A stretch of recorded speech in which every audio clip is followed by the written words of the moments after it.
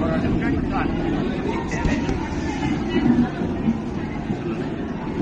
அமைதி வழியில் தானே போராட்டம்.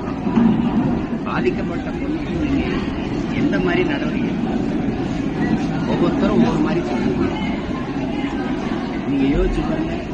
அண்ணா பல்கலைக்கழகம், அண்ணாமலை பல்கலைக்கழகம், சென்னை பல்கலைக்கழகம், தமிழ்நாடு கல்வி பல்கலைக்கழகம், கோவை பாரதியார் பல்கலைக்கழகம், எந்த எந்த காமராஜர் பல்கலைக்கழகம் எதுக்கு துணைவேந்தர் போடுறாங்க? துணைவேந்தரே இல்லை. இப்ப என்ன நிர்வாகம் நடக்குது, என்ன ஆட்சி முறை கேட்டா அது ஆளுநர் கையெழுத்து போடுறது. இது எந்த மாதிரி அமைப்பு? எந்த மாதிரி அமைப்பு? இது மக்களாட்சி கோட்பாட்டை கொண்ட நாடு, ஜனநாயகம், மக்களுக்கான அதிகாரம், மக்களால் தேர்வு செய்யப்பட்ட அரசுக்கு இல்லாத அதிகாரம். ஒரு நியமன ஆளுநர் அவர் ஒப்புதல் தர மாட்டேங்கிறாருங்கிற ஒரு காரணத்தை இத்தனை பல்கலைக்கழகங்களுக்கு துணைவேந்தரே நியமிக்கலை. அந்த மாதிரி நிர்வாகம் நடக்குங்க. அந்த அண்ணா பல்கலைக்கழகத்தில் இந்த நிர்வாகத்துக்கு தெரியாம யாரும் உள்நுழைய முடியாது. இவர் மட்டும் எப்படி உள்நுழைகிறார்? இல்ல. அப்ப என்ன நடந்தது? இப்ப ஒரு பெண் தன்னுடைய ஆண் தோழனோட நண்பரோட போய் ஒரு இடத்துல உட்கார்ந்தா அடுத்த 10வது நிமிடம் அங்க அவர் சேர்ந்து வருகிறாங்க. இப்ப இந்த தங்கச்சிக்கு நடந்ததுக்கு முன்னாடி முத நாள் ஒரு தங்கச்சிக்கு நடந்தது. அது வெவ்வேறு இடங்கள்ல நடக்கும். அந்த இடத்துல போய் உட்கார்ந்த உடனே 10வது நிமிடத்தில் இவர் வர்றாரு அப்படின்னா யார் அவருக்கு தகவல் கொடுக்குறது? அப்ப கண்காணிப்பு கருவியை பார்த்துக்கிட்டு ஒருவர் இவங்க தகவல் கொடுக்குறாரு. அப்ப இவரு அவங்க 2 பேரும் பேசிக்கிறது தனிப்பட்ட முறையில் இருக்கிறத படமா எடுத்து காணொலியா எடுத்து வச்சு மிரட்டுறாரு. அப்ப அவர் சொல்ற வேலையை பணி இருக்கிறார். இந்த வேலை எவ்வளவு நாளா நடக்குது? இது ஒரு பெரிய வலை பின்னலா இருக்கு. முதல்ல 2 பேர் நீங்க, அப்புறம் ஒருத்தர் மட்டும் எப்படி துணிந்து இந்த வேலையை செய்யறாரு? அவங்க சொல்றாங்க அவர் ஏரோப்ளைன் மோட்ல போட்டாரு, பைக் மோட்ல போட்டாரு. அது எப்படி உங்களுக்கு தெரியுது? அவரே சொன்னாரு. ஆனா அவர் அழைச்சு அந்த தங்கச்சி கொடுத்தாங்கல்ல, அந்த சாருக்கு நீ அட்ஜஸ்ட் பண்ண வேண்டியது இருக்கும், அந்த சாருக்கு நீ ஒத்துழைக்க வேண்டியது இருக்கும் அப்படின்னா அந்த சாருக்கு எப்படி இருக்கு? அந்த சார் யாரு? எவ்வளவு கேள்வி எடுத்து பாருங்க. சும்மா கையிலையும் காலையும் கட்டு போட்டு சும்மா உட்கார வச்சிருக்கீங்க. அவர் கால் கை உடச்சு உட்கார வச்ச மாதிரியா இருக்குது. அப்படித்தானே? கை காலில் நாங்கெல்லாம் அடிபட்டவங்களே இல்லையா? அந்த வழியை அனுபவிச்சவங்களே இல்லையா? இதை எதுக்கு இவ்வளவு தூரம் திசை திருப்பீங்க?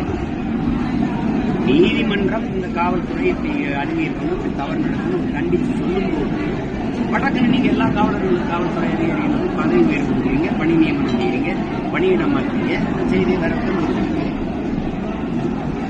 ஏன் ஒரு வாரம் விட்டு அறிவிச்சாரு? சரி, இதுக்கு என்னன்னா இதை திசை திருப்புறாரு. அவர் அண்ணாமலை தன்னுடைய கோபத்தை வெளிப்படுத்துறது, அவர் சாட்டையில் அடிச்சுக்கிட்டாரு. செயலை நீங்க ஏற்றுக்கீங்க, எதிர்த்துக்கோங்க, அதை விமர்சிங்க, அது வேற. அவர் கோபம் நியாயம் பண்ணாங்க. உடனே அங்க திருப்பி எல்லாரும் அவரை கேள்வி பண்ண போயிட்டு இந்த பிரச்சனையே பேசாம அவரை கேள்வி பண்றது போயிட்டு எதுக்கு இன்னும் அந்த இடத்துல ஆர்ப்பாட்டத்தில் எதுக்கு பேசலாம்? இதே எதிர்கட்சி தலைவராக இருக்கும்போது ஐயா ஸ்டாலின் 13 வயது பொண்ணு ஒரு குழந்தைய பாலியல் வன்கொடுமைக்கு ஆளாக்கிட்டாங்க. நீங்க எவ்வளவு கடுமையை பண்ணிட்டு பொள்ளாச்சி பாலியல் வன்கொடுமை, கூட்டு பாலியல் கொடுமை, அந்த தங்கச்சியில் கதறி அழுத காணொலி எல்லாரும் இதே. அப்ப எதிர்கட்சி தலைவராக இருக்கும்போது நீங்க கொடுத்த வாக்குறுதி என்ன? நான் உடனடியா நடவடிக்கை எடுக்கலாம். எந்த இடத்துல நீங்க இயங்கி இருக்கிறீங்க? தங்கச்சி ஸ்ரீமதி அது கொலையா தற்கொலையா? அவ்வளவுதான். அங்க ஒரு கமிஷனை போடுவீங்க, ஒரு குழுவை போடுவீங்க, அங்க சிபிஐ விசாரணைங்க, அங்க விசாரணைங்க, எல்லாம் அப்படியே கிடப்புல போட்டு இதையும் திருப்பி விட்டு வேற பிரச்சனை எங்களுக்குள்ள தெரிஞ்சு நாங்க அந்த பக்கம் போனது இது அப்படியே மரக்கட்சிக்கு போறது தான். கேட்டா பெண்ணிய உரிமைங்கிறீங்க, பெண்களுக்கான முழு பாதுகாப்பு எங்க ஆட்சியில் தான் இருக்கீங்க.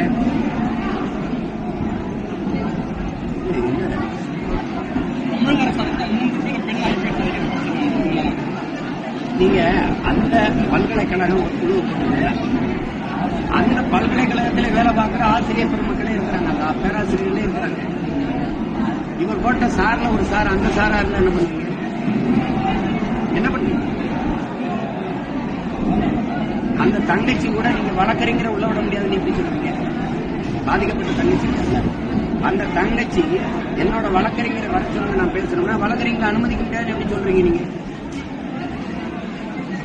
இது எப்படி இருக்குன்னா தெரியும். நீங்க அங்க வேலை பார்க்கிற அந்த பல்கலைக்கழகத்தில் வேலை பார்க்கிறவங்களே ஒரு குழுவா வச்சு பாதுகாப்புன்னு கட்டமைக்குன்னு சொல்லி ஈழத்தமிழங்களை எல்லாம் கொண்டு குவிச்ச பிறகு ஐநா ஒரு முடிவு வந்தது. போர் குற்றத்துக்கான விசாரணையை இலங்கை அரசே நடத்தி அதுக்கான தீர்வை கொடுத்துக் கொள்ளலாம். யாரு கொலை செஞ்சாலும் நீங்களே விசாரிச்சு உனக்கு அந்த தீர்ப்பை சொல்லிக்கணும். எப்படிப்பட்ட அணுகுமுறை? அதேதான் இது. அதேதான்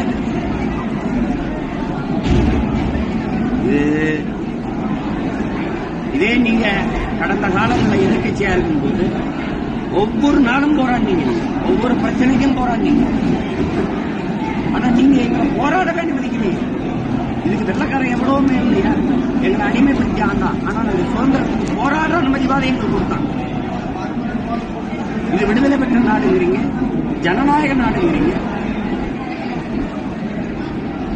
ஒரு பிரச்சனையை உருவாக்குறீங்க, பிரச்சனை நிகழ்வுன்னா அந்த பிரச்சனைக்கு தீர்வு போராட கூட அனுமதிக்க மாட்டேங்கிறீங்க, போராட இடமும் கூட தர மாட்டேங்கிறீங்க. ஆனா எவ்வளவு பெரிய கொடுங்கொன்மை ஆட்சி நடக்குது.